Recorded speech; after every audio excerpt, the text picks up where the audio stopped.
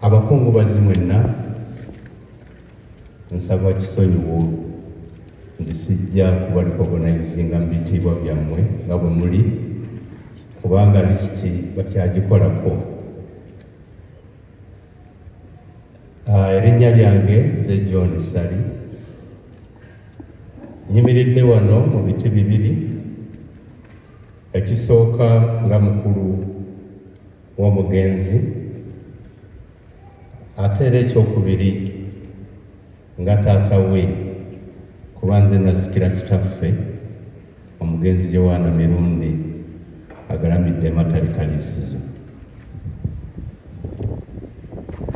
Njagala okutuusa obubaka obusaasira eri Namwandu, abagenzi nammwe mwenna abazze okutukungubagirako. Bano ekitalo nnyo, kitalo ddala, tufiiriddwa Tamale Mirundi. Ndi muddene nnyo mu famire. Maama waffe yatuzaala abaana 7, 2 bawala, 5 balenzi. Wasigaddewo omuwala omu nange omulenzi, 5 bagenze. Kitalo nnyo, tufiiriddwa kinene nnyo. Nayogeddeko ekirungi maama waffe akyaliwo. Nayogeddeko ne maama ekiro, bana bagamba bamusibire mu kisenge bamubuulire. Naye yabaga njagala kwogera ne Sali, era nayogedde naye ekiro. N'aŋŋamba nti senga mmwe ababiri temubaddeewo, balinziise ne Tamale. Naye bwe mubanga muweddewo nga nze nkyaliwo, waakiri nange bankubanga ennyondo ne banziika n'oyo asigaddewo. Yabadde mpulumi bw'amaanyi nnyo, era neniridde okugenda okumulaba, simanyi ddala bw'ali. Tamale abadde mpagiruwaga mu famire yaffe. Outspoken nga bw'abadde, ayogera ebigambo bye nga bw'abiraba, ebinyiiza abamu ate ne bisanyusa abalala, naye ate nga abadde wa buvunaanyizibwa. Kikulu abadde ayagala abantu, abadde ayagala abaana be, ate nga naffe bakulu be atussaamu nnyo ekitiibwa. Kufiirwa kw'amaanyi, ssebo tubanne tufiiriddwa. Njagala nga nvudde ku Tamale, njagala okwebaza ku lwa famire. Okusooka njagala okwebaza bwana mukulu ono okutukkiriza okusabira wano. Bwe nasembeeyo okwogera naye ng'akyakonsaltinga, nabadde neraliikiridde ssebo ndi consultation ziyinza okugaana okuvaamu amawulire ag'essanyu. Naye ssebo webale nnyo effort zonna zewakoze.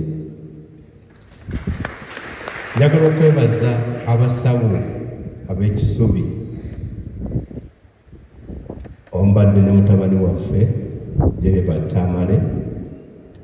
Abasawo mbatawaanyizza nnyo kubanga mbadde mbabuuza ebibuuzo buli kaseera ebikwata ku mugenzi ono, nga ne bwe musanga nga si musanyufu nga mbabuuza, ate olwaleero mwamukoze eki, ng'ali stressed. Era olwasembayo baŋŋamba nti muganda wo alabika ali stressed ne family, kubanga ndowooza temubadde nnyo naye, abadde abeera ne ku social gundi zaabwe zebabeerako, abadde abeera ku TV, abadde abeera ku rediyo. N'olwekyo ndowooza mwandifunye emikwano gye gy'abadde abonga nagyo, bajje batule naye, banyumye naye abeere mu gurupu ye gy'abadde abeeramu. Mwalabika famire tabamanyi. Engamba famire wotetumanya, ffe twakula naye. Nabagaa ekyo kyekijja okumuyamba. So ebiseera ebiseera ebisinga abadde ng'abeera munyiikaavu mu ddwaliro gy'abadde, naye ng'oluusi tomanya kiki kibadde kimunyiiza. Naye abantu abasinga ng'oluusi taawone mu myaka gye maze ate n'abalwadde bennambudde, ndabye abantu bangi nnyo Omukama baayise ng'era mu bulwadde babadde banyiikaavu nnyo, naddala ku bantu be baagala ng'abafamire baabwe. Ndoza kiba kyebikiro abalowooza nti agenda kuleka abantu abo. So abasawo ab'ekisubi bakoze omulimu munene nnyo, twagala okubeebaza nga famire. Njagala okwebaza ofiisi ya pulezidenti. Pulezidenti Museveni akoze nnyo okulaba ng'ataasa obulamu bwa Tamale. Era twebaza nnyo abantu be yatukwasa, be tubadde tukolagana nabo nga famire ate ne State House. Njakusaba omwami Bebe Cool Luza waali wano aweebingireko abantu, akoze omulimu munene nnyo okutugatta ne State House. Ate ne munnamawulire we owa President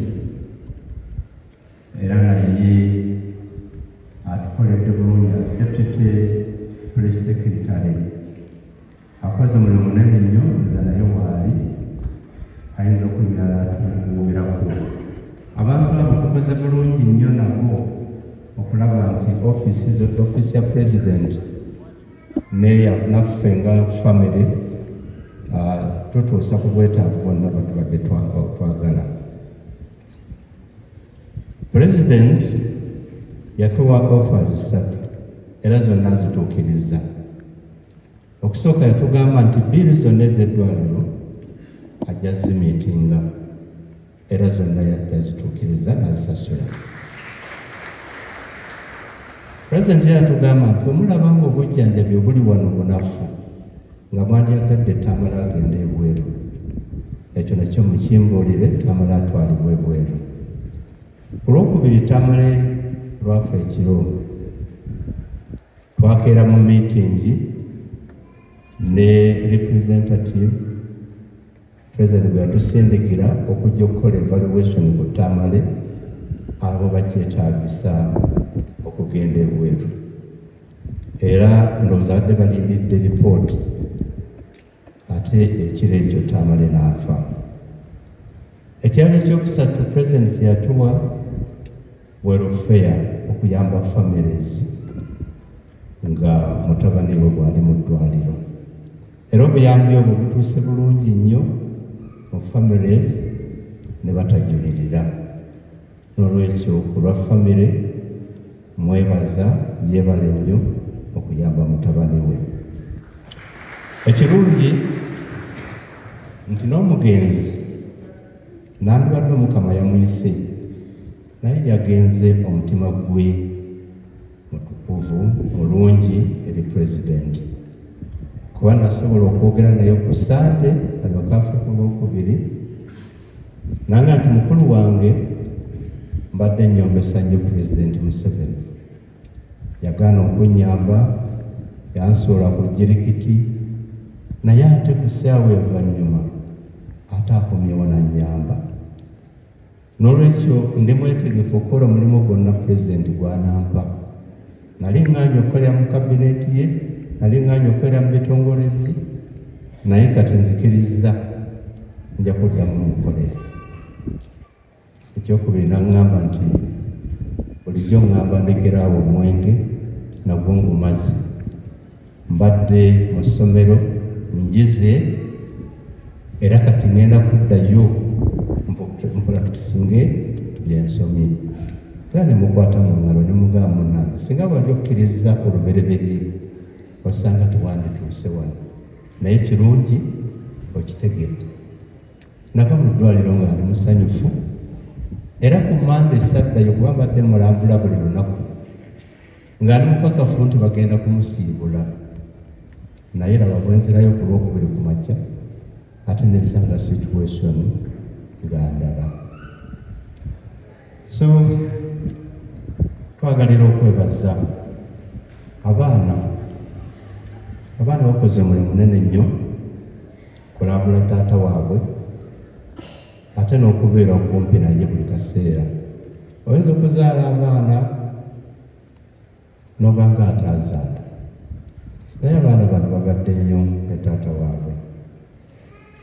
Era obadde obasanga oluusi nga abamu bavaayo na ssaawa nga 5-6 bali ne taata. Mwebale nnyo, mwebalire ddala okubeera ne taata. Twagala okwebaza abo bonna abaatusuzizza ne bazzana ebitundu ebirala. Omukama abongere bimwetaaga. Njagala okusembyayo ebintu bibiri. Ekisooka, abalina emyaka ng'egyange mwasomako obutabo bwa Hadley Chase. Sirowooza ku muntu alina emyaka gyange nti yasoma ku Hadley Chase. Omusajja oyo yawandiika obutabo bwalinga 200 oba 300, naye nze nasomako 10. Naye mukomu ku katabo ako agamba the dead stay dumb, abafu teboogera. Nakaagala nnyo akatabo ako. Njagala nziremu ebigambo ebyo Ssebugwana omukulu. Abafu teboogera, twogerera bwogerere. Newaddeyo okutuukirira omuntu yenna Tamale bwe yanyiiza, nsobola okwogera naye asonyiwe Tamale. Bantu bangi ndozadde balumwa banyiiga. Waliwo institutions z'olaba sinnaba kulaba ku lisiti y'abantu abagenda okwogera oba abawadde obubaka, naye olunaku lw'eggulo bwe naviiriddewo mu kitabo nabadde sinafuna bubaka bw'emmengo. Bannaffe bayinza okuba nga banyiivu, naye nze ndi mwetegefu okusinkana Katikkiro mu layini eyo ya the dead stay dumb. Singende njogere naye ku lwa famire n'abo bonna abalala abawulira nti abadde abayisiza bubi, tusobole okumalawo ebintu ebyo. Ate munnaffe awummule mirembe asobole okwebaka gy'alaze nga bwe tugamba nti rest in peace. Ekirala, waliwo contradictions. Sebo Father, nasobodde ekiro kino okuwuliriza ku butambi bwa Tamale, naye akamu so ne munnamawulire omu akoogeddeko ku makya ng'agamba nze temuntwalanga mu kereziya. Kakati ne bakuliriza ekyo temuntwalanga mu kereziya, naye yakimalayo atya? Temuntwalanga mu kereziya, Father Kiibi okumpita akalambo. Sebo asomye wano si Father Kiibi, Bwana mukulu gw'osomye, n'olwekyo teyagaana kumutwala mu kereziya. Ekyo njagala okukijjawo. Ekisembayo, abo bonna abadde bamunyiigira, ffe nga bakuze naye Tamala badde asaaga nnyo, ate ng'ayagala nnyo. Ndowooza yatiizinganga nnyo banne ku ssomero ne bimunyumira. Kakati nga waliwo ffe ababadde naye lwe tuyiginowalinga ebintu ng'ebyo ne tutabitwala nti bikulu. Gwe ssebo, omuntu wagambira nti munziikanga nnyimiridde n'omutwe ne gusigala ebweru. Kakati omuntu oyo ng'okitwala nti kiri sirias era kyayogedde ali sirias era mukyabukulu ekyo, tekisoboka, kubanga tewali ajja kusobola kukikkiriza. Ne bweba gavumenti ejja kikkiriza, ne bweba famire tejja kikkiriza. So omuntu ng'oyo tuyinza kumutwala sirias n'ogaa nti ne byakwogeddeko ne byayogedde bino, n'olwekyo sirikola kino sirikola kino na Tamale emirundi. Ye bw'atyo bw'abadde, era ffe tubadde tumutegeera. nze ndudde naye ebbanga ddene kubanga mukyala wange atudde mabegaawo bawuubereko bakulabe. Omukyala oyo yasooka kubeera ng'asoma busomesa. Bwe yagenda mu practice ewaffe n'alaba Tamale nga mulalu naye ate nga mugezi.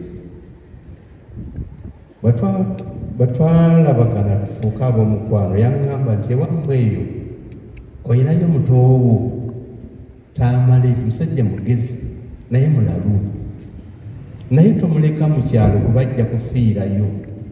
Mbadde nkusaba omwana oyo tumuleete tubeere naye mu kifo ky'omulekera bakadde baffe.